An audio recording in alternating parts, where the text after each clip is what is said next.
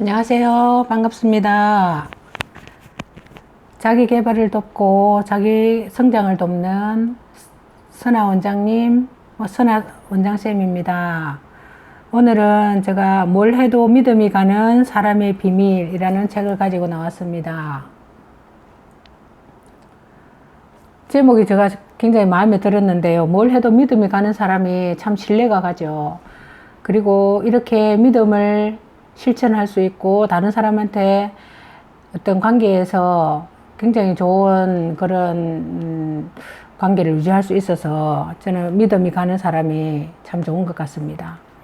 사람마다 조금씩 상대적이기는 하지만 그래도 믿음이 가면 보통 다른 사람한테도 그렇게 믿음이 가는 사람으로 될 것 같아서 제가 이 책을 고른 이유가 그렇습니다.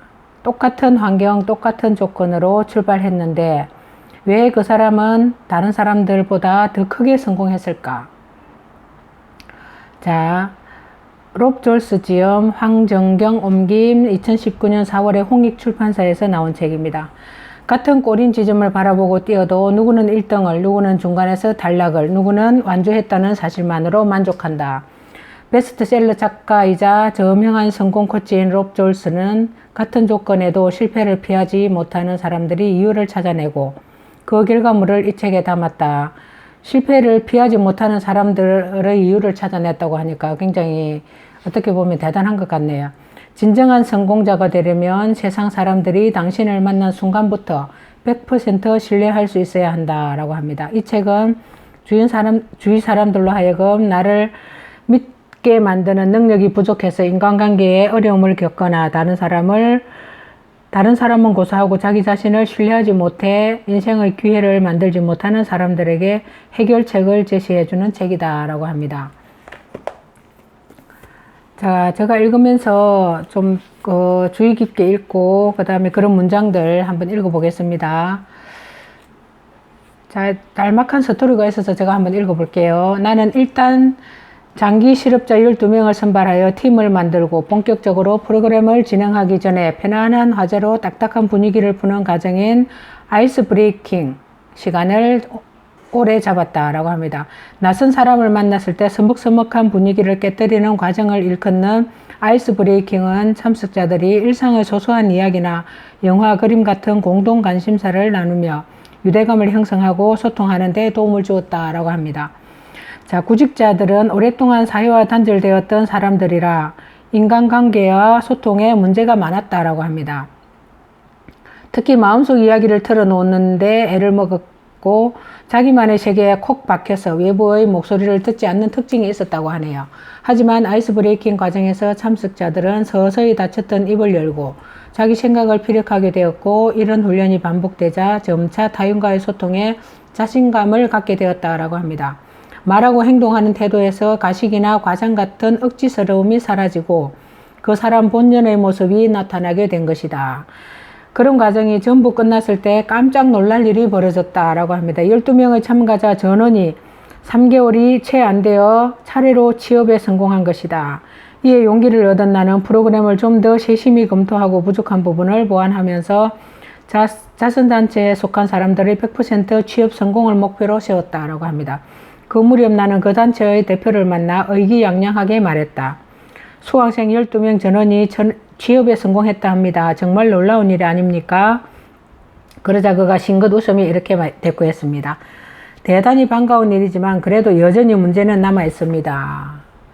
자, 설득하고 소통하는 일이 너무 힘들어서 장기간 실업자로 지내온 사람들이 그토록 원하는 취업에 성공하게 만들어줬는데 그래도 문제가 남아있다니 무슨 말인가 내 표정을 보고 그가 말했다.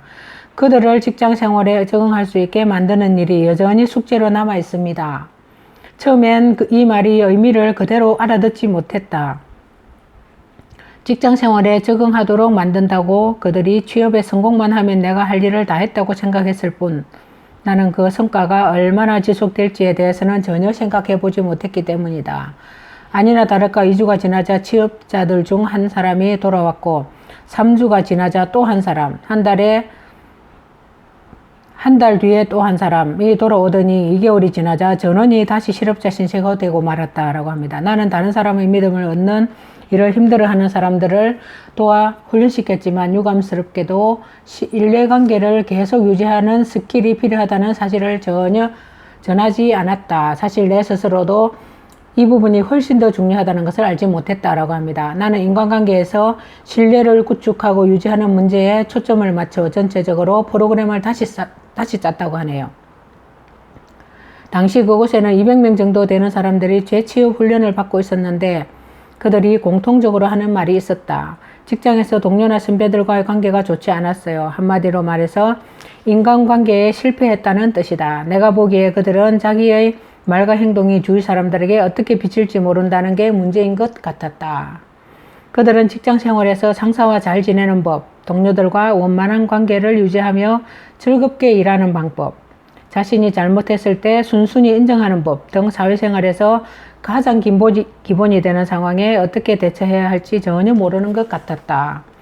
나는 이 문제를 일깨워줘야만 그들이 직장생활을 제대로 유지할 수 있을 뿐더러 세상을 살아가면서 복잡하게 얽히는 인간관계도 원만하게 헤쳐나갈 수 있을 것이라고 생각하게 되었다. 그때부터 나는 이 문제를 워크숍의 핵심 과목으로 추가해서 본격적인 훈련을 시작했다.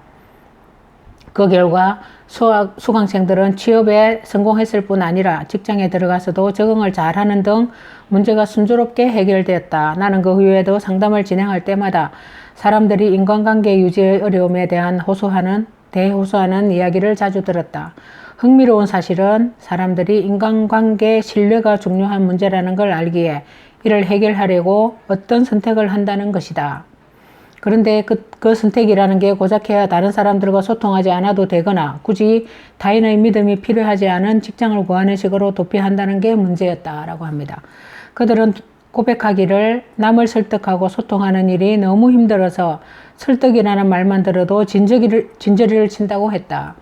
그런 사람들일수록 가정과 사회적 인간관계에서 굉장히 삐걱거리는 상황에 처하는 모습을 보여준다라고 하네요. 나는 이런 상황을 이 책의 바탕에 깔고 더 신뢰할 만한 사람이 되는 데 필요한 기술뿐만 아니라 다른 사람들의 신뢰를 유지해 나가는 데 필요한 태도가 무엇인지 알려주고자 한다. 누구나 가끔씩 자신을 점검해야 할 때가 있는데 나는 이 책을 통해 인간관계 애로를 느끼는 당신을 위한 가이드가 되고 싶다라고 머릿말에서 하고 있습니다. 자, 내가 나를 믿지 않으면 누구도 나를 믿지 않는다. 누구나 잘못을 저지를 수 있지만 누구나 솔직한 것은 아니다. 진실한 사람의 아름다운 세상 그 무엇보다도 비길 수가 없는데 이때 드러나는 솔직함은 겸손이고 두려움 없는 용기다. 잘못으로 인해 부서진 것을 솔직함으로써 다시 내세운다면 어떤 폭풍우에도 견딜 수 있는 강인함이 그에게 있는 것이다 라고 합니다.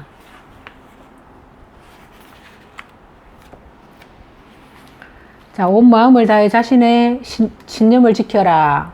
자신을 믿지 않는 사람들을 보면 자기 자신에 대한 불신이 얼마나 확고한지 깜짝 놀랄 정도다. 성공하려면 자기 자신을 믿는 게 논리적으로 타당할 뿐더러 의지만 있다면 아주 쉬운 일인데도 어떤 사람들은 스스로에 대해 잔인할 만큼 냉정하다. 하지만 지금 자신감이 바닥에까지 떨어진 사람들조차 어린 시절 돌아보면 장래 희망인 소방관이나 우주비행사 같은 직업을 반드시 이룰 거라고 굳게 믿었을 것이다. 어른이 되어 그런 순수한 믿음이 퇴색해버린 이유는 무엇일까? 성공하기 위해서는 무엇보다 먼저 자신이 그런 존재가 될 수 있다고 믿어 의심치 않아야 한다. 소방관처럼 행동하고 우주비행사처럼 말해야 한다. 그렇게 되면 다른 사람들이 자신을 믿게 만드는 건 훨씬 쉬워진다라고 하네요. 대충 믿는 척을 해서는 안 되고 전력을 다해 자신을 믿기로 결심하고 그 믿음을 온 힘을 다해 지켜내야 한다. 만약 그렇게 하지 못한다면 다람쥐 증후군이 나타날 수도 있다. 다람쥐는 빠르고 힘이 세며 무척 영리한 동물이다. 하지만 다람쥐에겐 약점이 하나 있다. 그건 바로 우유부단한 성격이다. 우리는 다람쥐와 비극적인 결함을 고속도로에서 쉽게 확인할 수 있다. 자동차를 타고 고속도로를 달리고 있는데 저 멀리 아주 작은 점 같은 게 보인다. 처음엔 콩알만하게 보이다가 였고 눈에 들어온 녀석은 바로 다람쥐다. 녀석은 고속도로 한가운데서 쏜살같이 뛰어들었고 건너편으로 달려나갈 시간은 아직 충분하다. 그런데 조짐이 이상하다. 다람쥐가 자신의 결정을 의심하기 시작한 것이다. 자동차와 다람쥐 사이의 간격이 점점 줄어들고 있는데 녀석은 어쩌면 지금은 길을 건너기에 마땅한 때라고 생각한 모양이다. 그래서 다람쥐는 처음 출발 지점으로 재빨리 돌아가기로 결정했다. 운전대를 잡고 있는 나는 다람쥐야, 일단 결정했으면 제발 그냥 그대로 밀고 나가라고 중얼거린다. 그 순간 다람쥐는 마치 내 말을 듣기라도 한 것처럼 원래대로 그냥 길을 건너가기로 다시 마음을 바꾼다. 처음엔 충분하다고 생각한 시간이 이제는 확 줄어들었지만 자동차가 속도를 늦추지 않더라도 다람쥐가 성공할 가능성은 아직 남아있다. 다시 자신의 결정에 의문을 품지 않는다면 말이다. 하지만 바로 그 순간 다람쥐는 너무 당황한 나머지 오른쪽으로 갈지 왼쪽으로 갈지 정하지 못하고 그만 길 한가운데 우뚝 서고 만다. 안타깝지만 우리가 충돌을 피하려고 브레이크를 밟았을 때에도 아마 다람쥐는 자신의 마지막 결정은 옳은지 고민하고 있었을 것이다. 우리는 다람쥐의 행동을 통해 큰 교훈을 얻는다. 자기 자신을 신뢰하는 문제에서 우리가 택할 수 있는 경우의 수는 단 2가지뿐이다. 믿을 것인가 말 것인가. 굉장히 의미심장한 말인 것 같습니다. 자, 당신이 고속도로 위의 다람쥐라고 가정해보자. 당신은 더 이상 머뭇거리고 싶지 않다는 생각에 앞으로 나아간다. 내면의 목소리가 믿음을 가지고 건너편 도로를 향해 용감하게 달려가라고 말한다. 그런데 결정하고 행동할 시간이 다가오자 또 다른 목소리가 들린다. 위험할지 모르나 한 발 물러서서 그 결정에 대해 다시 한번 생각해봐. 어디 다람쥐뿐이겠는가. 우리는 커다란 위험을 감수하더라도 성취감을 느낄 만한 일을 선택하고 싶으면서도 실패를 우려해서 좀 더 안전한 위치를 찾으려고 할 때가 많다. 하지만 우리들은 도전과 안전이라는 2가지 문제를 앞에 놓고 갈등하다 고속도로 위의 다람쥐처럼 아무 결정도 내리지 못하고 최악의 상황에 빠질 때가 많다. 숨을 곳 하나 없는 길 한복판에서 말이다. 그렇죠. 이렇게 진퇴양난이라고 하죠. 이렇게 앞뒤가 꽉 막힐 수가 혹시 살아가다 보면 꼭 있는 것 같습니다. 자신에게 보내는 축하를 내일로 미루지 마라. 자신에게 도전하고 실패할 기회를 허용하고 타인의 시각에서 자신을 보도록 노력하고 자신에 대한 피드백을 주면서 균형 감각을 유지하고 부정적인 내면의 소리를 통제하는 모든 과정을 적용하다 보면 한두 번쯤 실수할 수 있다.